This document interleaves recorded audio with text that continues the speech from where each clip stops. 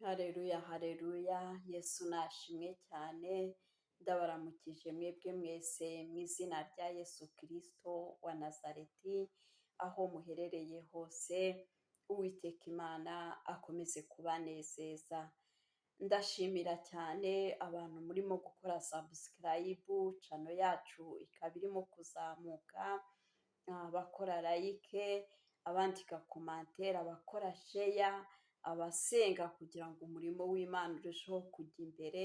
Mwebwe mwese Uwiteka Imana akomeze kubandindira kandi abahaze uburame, kandi n'ukuri azagire no kubaha iherezo ryiza. Nabifuriza rero ishya n'ihirwe ry'ibintu byose, ariko sinakwibagirwa no kugira ngo dukomeze guharanira iherezo ryiza ry'abakiranutsi. Imana yo mu ijuru ibahezagire cyane. Reka dusome ijambo ry'Imana rero, dusanga mu gitabo cy'Abatesalonike ba mbere, ibice byaho 5 n'umurongo waho wa 16. Mwishime iteka, musenge ubudasiba, mu bibaho byose muhore mushima, kuko ari byo Imana ibashakaho muri Kristo Yesu. Ntimukazimye umwuka w'Imana. Imana itugirire neza cyane. Bene data, ijambo ry'Imana ritubwiye uburyo ki Pawulo yahuguye Abatesalonike, arababwira ati muhore mushima kandi muhore musenga iteka. Arangije arababwira ati muhore mushima kubera ko ari byo Imana ibashakaho. Arangije arababwira kandi ati ntimukazimye umwuka w'Uwiteka Yesu atuganze cyane. Nshuti z'Imana, mbanje no kubifuriza ukwezi kwiza, ukwezi kw'icumi, abazagirwa umugisha wo kuwinjiramo. Ndababwira ngo uko kwezi kuzabere ukwezi k'umugisha, kuzababere ukwezi kw'amahoro, kuzababere ukwezi kwa kwagukirwa mu bintu byose mugerageza gukora. Kandi abatarabona akazi, mbifurije ko Imana namwe yabafungurira umugisha, akabafungurira irembo, mukabonamo umugisha w'akazi n'ibindi byose murimo gusengera. Inzira zose zuguruke mu izina rya Yesu Kristo wa Nazareti. Pawulo rero arangije abwira Abatesalonike, arababwira ati mwishime iteka. Yesu adufashe cyane kandi Yesu atugirire neza. Arangije aravuga ngo musenge ubudasiba, ngo mu bibaho byose muhore mushima, ngo kuko ari byo Uwiteka abashakaho. Yesu nashimwe. Ni ukuvuga ngo mwene data, turi hafi kurangiza ukwezi kwa 9. Hari byinshi wahuriyemo nabyo, wabonye bagenzi bawe bashyinguwe, wabonye abandi bakoze impanuka ubu bari muri koma, wabonye abandi barwaye ntibabyuka aho bari. Ni ukuvuga ngo hari abandi mwasengeye rimwe, we wabonye akazi abandi ntibarakabona. Ariko ni ukuvuga ngo muri ibyo bintu byose duhore dushima. Namwe batarakabona, abo birashoboka ko wasenganye n'abantu bagasubizwa, wowe ukaba usigaye utarasubizwa, ariko ijambo ry'Imana ryatubwiye ngo duhore dushima. Haleluya. Ntabwo dukwiriye guhora turangwa n'ibintu by'umubabaro, kuko urebye uku kwezi kwa 9 tugiye kurangiza. Ni ukuvuga ngo cyangwa se kuva umwaka watangira, cyangwa se kuva imyaka yose umaze kuri iyi si, usubize amaso inyuma utekereze mu mutima wawe urebe ute se ibi n'ibi n'ibi nahuye nabyo ariko Imana ibindindiramo. Hari ikintu twebwe abana b'abantu tujya twibagirwa, ugasanga turashima kubera twabonye ikintu runaka, ariko tukibagirwa n'uyu mwuka duhumeka ko ari igitangaza cy'Imana, Imana iba yadukoreye. Nshuti y'Imana rero, wirebye n'ukuntu usa, wasanga uremwe, ugatekereza ko waremwe mu ishusho y'Imana, ni ukuvuga ngo washima Imana, Yesu atugirire neza, kuko ijambo ry'Imana atubwira ngo mu itangiriro yavuze ngo habaho inama ngo tureme umuntu ase natwe. Rero ni ukuvuga ngo mwene data urasa n'Imana, nubwo abantu baguciye, nubwo abantu bakuhaye akato, nubwo abantu bakujugunye, ariko Uwiteka Imana aracyagukunda. Ni ukuvuga ngo rero nubwo uhita abantu bakakuvugiriza induru ngo uri mubi, ntabwo uri mubi, uri mwiza muri Kristo Yesu. Haleluya! Imana ikuremere umunezero muri wowe, Imana ikuremere ibyishimo mu izina rya Yesu Kristo wa Nazareti. Birashoboka ko warwaye indwara runaka, iyo ndwara ukumva yaguciye mu bantu, ariko reka nkubwire ngo iyo ndwara yatumye abantu bagucikaho, iyo ndwara yatumye abantu bakwivovotera, ndetse ababyeyi barakujugunye, ariko reka nkubwire ngo Uwiteka Imana ntabwo yakujugunye, kuko ariyo yakwiremeye. Haleluya! Imana rero ikurememo ishimwe, ikurememo ibyiringiro, ikurememo kumva yuko unejejwe n'Imana, unejejwe n'uko uriho, unejejwe n'uko usa, mu izina rya Yesu Kristo wa Nazareti. Imana yo mu ijuru itugirire neza. Nuko Pawulo abwira Abatesalonike, arababwira ati musenge ubudasiba.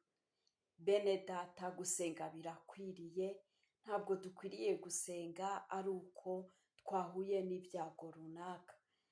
Ni ukuvuga ngo turakwiriye kujya dufata umwanya tugasenga, tugashima Imana, tutagiye imbere y'Imana gusa yo kuyereka ibyifuzo, ahubwo ukanasenga uyereka ibyo byifuzo, ariko ukanasenga unayishima. Yesu atugirire neza cyane. Arangije aravuga ngo muhore mushima, ngo kuko ari iby'Imana ibashaka. Mwene data, nshuti y'Imana, nta kindi kintu Imana igusaba, ni umutima wawe, ni ukuyihereza umwanya, ni ukunyurwa n'ukuri, ni ukunyurwa n'iby'Imana yaguhaye, ni ukunyurwa, niba ufite dukeya unyurwe nabyo, niba ufite byinshi unyurwe nabyo, wumve ko ibyo byose harimo ishimwe ry'Imana. Yesu atugirire neza.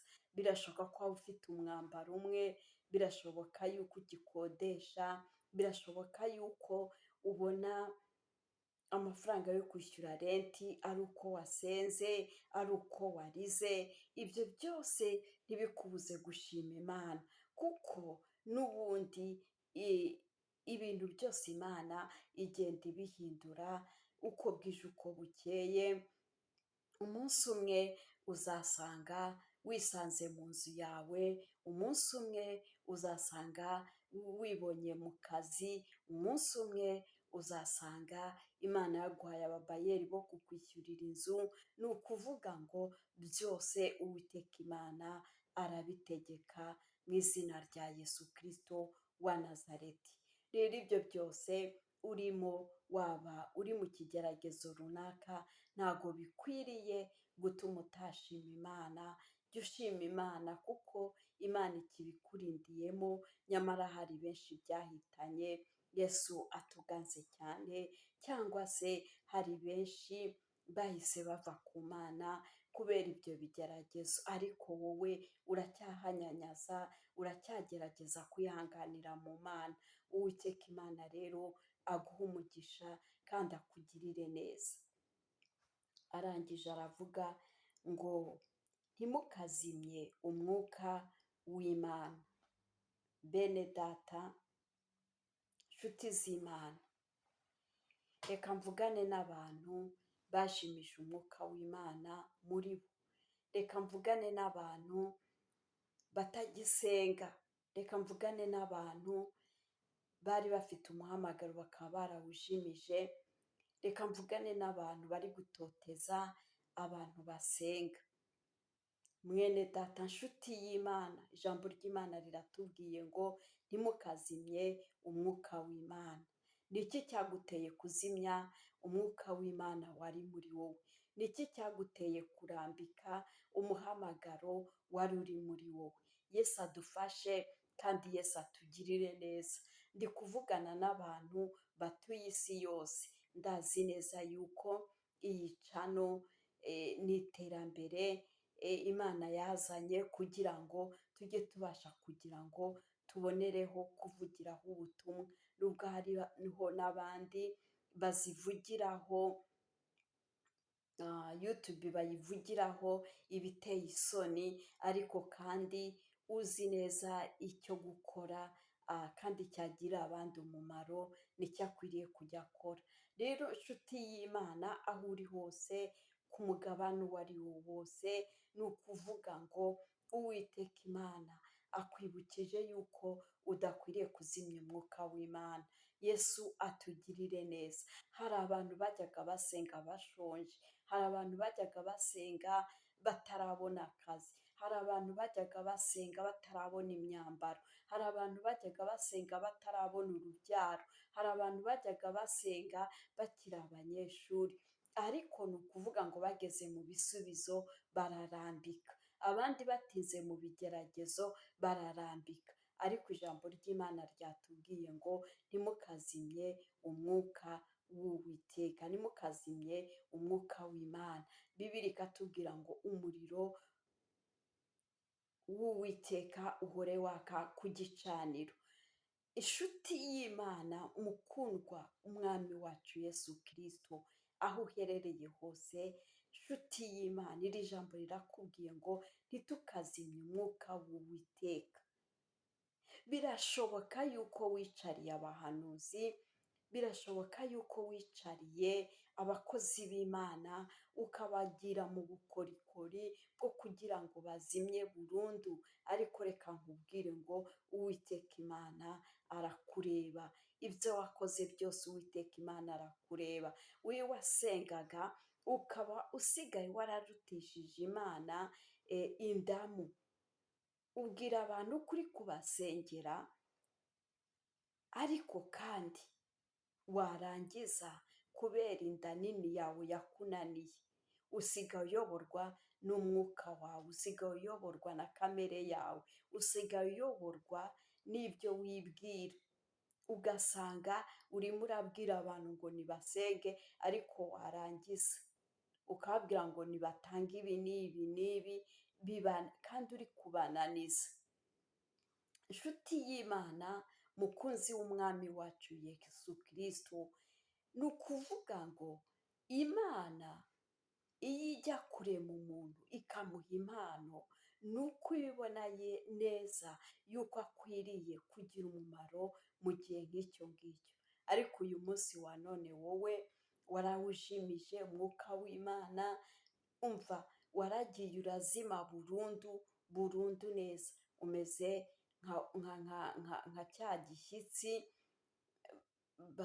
batema, cya giti batema, cyangwa se cya giti cy'umuyenzi. Uzareba umuyenzi iyo uwucanyeho umuriro, umuyenzi mubisi, usanga urimo kugenda ufinina, usigaye ufinina rero, kandi warangiza ukavuga ngo urimo urahanura, usigaye ufinina warangiza ukavuga ngo urimo uravuga ubutumwa. Warafininnye kuko ibikuvamo birasharirira abandi, imbuto bari kukubonaho zirasharirira abandi. Amagambo yatumye ufinina, uzimya umwuka w'Imana, kutagira ibanga, kutirinda, byatumye ufinina. Imana idufashe. Wigize intasi mu bwenge, wiyorosha izina rya Kristo Yesu, ariko warafininnye. Hindukira Kristo akugirire neza. Hindukira Kristo arakugarukaho. Hindukirira Kristo nawe yiteguye kongera kugucanira ukongera ukaba muzima. Kristo yiteguye kongera kuguha amavuta y'ubwere bwiwe. Kristo afite kongera kukuremamo ibyiringiro bishyashya. Warazimye, wajimije umuhamagaro, wajimije kuririmba, wajimije gusenga, wajyaga wiyiriza iminsi 2, ukiyiriza iminsi 3, ariko ubu n'umunsi umwe usigaye ukunanira.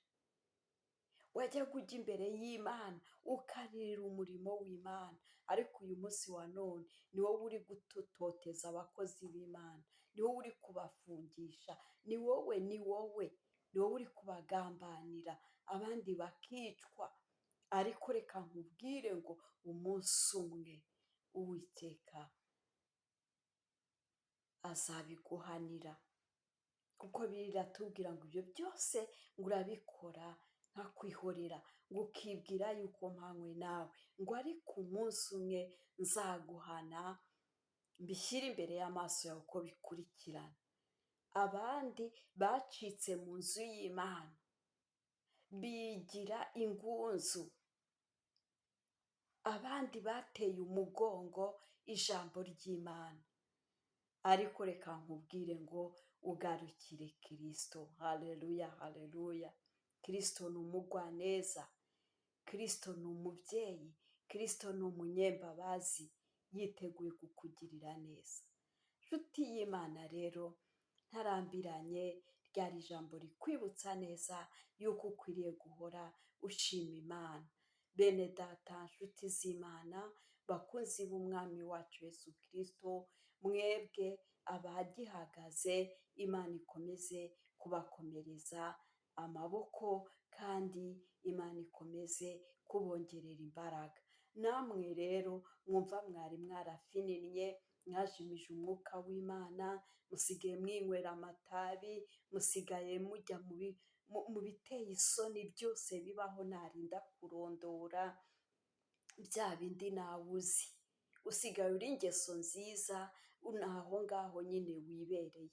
Ariko Bibiliya iratubwira ngo ubwo udakonje kandi ntubire, ngiye kukuruka. Wowe uri mu rundi ruhande, sinzi uruhande uherereyemo. Uri mu ruhe ruhande? Uruhande urimo ni uruhe? Uracyari mu mugabane w'abashima Uhoraho biturutse mu mutima, cyangwa se uri muri ba bandi bigendera? Ni byiza, urambara birebire, urambara ibitambaro nk'uku nanjye ngiteze, cyangwa se uyambarira birebire, ariko ibyo ukora bikaba biteye isoni. Agakiza si igitambaro, agakiza si ijipo ndende, agakiza ni mu mutima. Ibiri mu mutima wawe nibyo biseruka n'inyuma bikakuranga. Data wa twese nahimbazwe.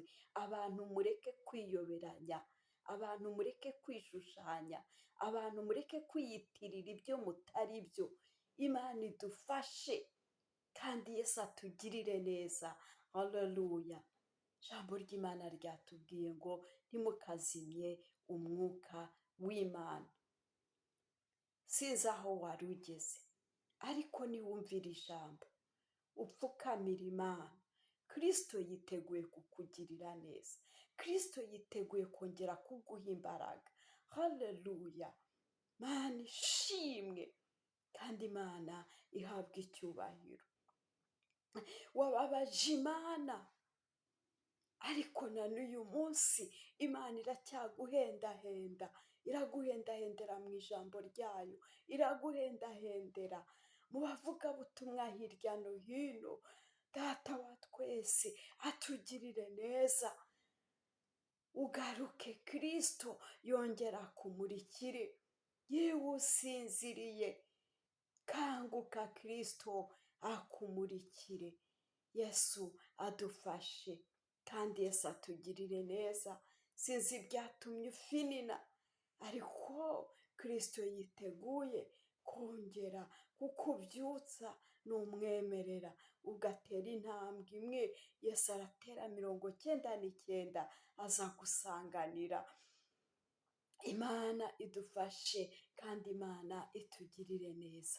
Bene data rero, nshuti z'Imana, bakunzi b'umwami wacu Yesu Kristo, amahoro y'Imana akomeze kuganza imitima yanyu, kandi mukomeze kuyoborwa n'umwuka wera w'Imana. Imana yo mu ijuru ibahe umugisha. Amen.